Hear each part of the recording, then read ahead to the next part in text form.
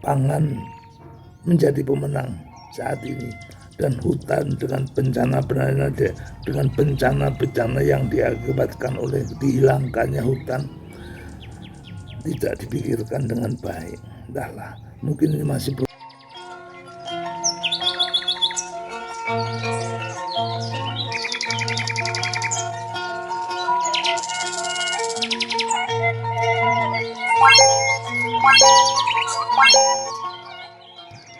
Assalamualaikum warahmatullahi wabarakatuh. Sampurasun, akang teteh dimanapun berada, semoga sehat dan berbahagia selalu tentunya, amin. Marilah kita selalu bersodakoh, walaupun sodakohnya hanya menanam dan pelihara pohon saja. Pasti akan dimanfaatkan oleh anak cucu kita kelak. Pahalanya juga sangat luar biasa. Amin 1, Hari Kemerdekaan Republik Indonesia besok akan dirayakan oleh seluruh warga masyarakat Indonesia. Luar biasa merdeka. Dan ada satu video yang sangat luar biasa dari Kang Trans Toto Handayani. Renungan bagaimana penting mana perut atau keberadaan hutan. Ini luar biasa. Pokoknya selama 8 menit kita akan menyimaknya. Luar biasa. Walaupun masih terbata-bata, baru sembuh dari sakitnya, kemarin stroke, sekarang sudah luar biasa sehat kembali. Mari kita simak. Oke, sebelumnya like, subscribe, pijit loncengnya serta komentarnya. Go. saat ini saya kepengen bicara tentang situasi kehutanan, terutama di negeri kita ini, dengan suara yang mungkin tidak bagus. Saudara sekalian, saya ini sebetulnya sangat prihatin. Saya mengambil satu tema yang penting yang perlu kita pahami bersama, bahwa saat ini ada sebuah pertarungan dalam tanda kutip ya, pertarungan antara kebijakan pemerintah maupun masyarakat juga, yaitu tentang mana yang lebih penting, yang namanya ekosistem hutan dengan segala macam fungsinya dengan pangan. Jadi semacam ada perlombaan mana lebih bagus, mikir makan atau mikir perut atau mikir ada hutan. Ya tentu itu tidak mudah, karena masing-masing tentu punya persepsi atau alasan masing-masing. Itu ya, sebetulnya persaingan atau persengketaan antara mana yang lebih penting, makan atau hutan, itu sudah lama terjadi. Dan pada awalnya di sini memang ada, tapi tidak nampak. Hanya kemudian muncul pada 2-3 tahun terakhir ini sesuatu yang makin memuncak, di mana saya melihat pangan menjadi pemenang saat ini, dan hutan dengan bencana yang diakibatkan oleh dihilangkannya hutan tidak dipikirkan dengan baik. Entahlah, mungkin ini masih proses, tapi saya berharap bahwa suatu saat nanti kita akan paham bagaimana cara mengharmoniskan, bagaimana cara kita membuat masyarakat senang tetapi tidak perlu menderita karena bencana alam atau bencana lingkungan. Yaitu harapan saya. Dan kita nampak hari ini bukan hal yang dianggap penting. Bahkan kalau kita melihat secara politis,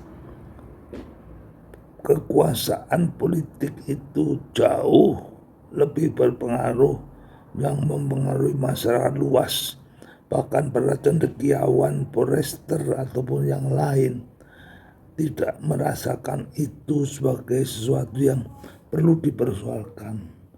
Ya, mungkin sementara begitu. Itulah masalahnya. Ya, Kemudian saya ingin menggarisbawahi bahwa pangan penting, karena tidak ada pangan manusia tidak bisa hidup. Tetapi hutan penting, karena kalau tidak ada hutan, kehidupan ekosistem akan berantakan.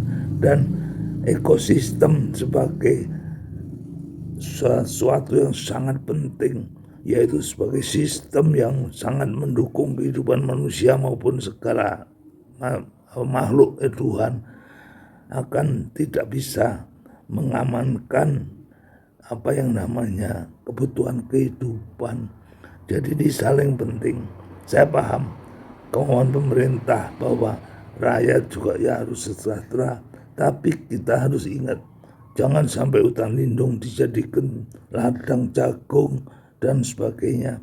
Juga Jawa khususnya yang saya kenali banget, sangat rawan, rentan dengan kerusakan karena bencana lingkungan. Jangan juga sampai dikurangi hutannya sehingga merusak. Tetapi cobalah kita pikir mana yang terbaik. Misalnya kita membuat sistem hutan kebun, jadi kita berada dalam sebuah kebun yang terasa hutan, atau juga sebuah hutan yang terasa kebun. Itu bisa kita buat bersama, dan itu bisa kita lakukan untuk menyelamatkan dua-duanya. Ya, kita berharap bahwa kebutuhan masyarakat untuk hidup dan kebutuhan masyarakat untuk sejahtera dan aman dari bencana dan sebagainya terlindungi. Itu yang kita harapkan bersama. Terakhir, sebagai pesan orang tua senior seperti saya ini, kita harus punya prinsip kehidupan yang tegas. Kita harus punya keberanian juga untuk mau atau tidak mau mengikuti aturan atau perintah yang diperintahkan. Di sini dalam kasus kita beberapa waktu ini, saya melihat bahwa banyak sekali pada para petugas yang goyah, tentu goyah imannya karena perintah atasan, sehingga yang namanya objektivitas itu dibelakangkan. Bukan hanya pegawai pemerintah yang cari makan, yang takut kepada atasan meskipun tidak selalu betul, juga cendekiawan, akademisi diperalat untuk membuat berbagai alasan atau judgement untuk membenarkan kebijakan-kebijakan yang mungkin harus kita lakukan lebih hati-hati. Tidak salah, pemerintah tidak salah, rakyat tidak salah, pegawai tidak salah, cendekiawan juga bukan orang yang keliru, mereka orang pandai. Tapi semua terbawa arus. Ada juga teman-teman di DPR yang seharusnya bisa menyuarakan masalah ini, itu pun nyaris tidak terdengar karena ya tentu tenggelam dengan suasana yang lain yang harus memikirkan kehidupannya sendiri. Tapi ke depan saya minta, mari kita berani menjadi patriot lingkungan, patriot kehidupan yang betul-betul menghargai profesi kita. Kita berani.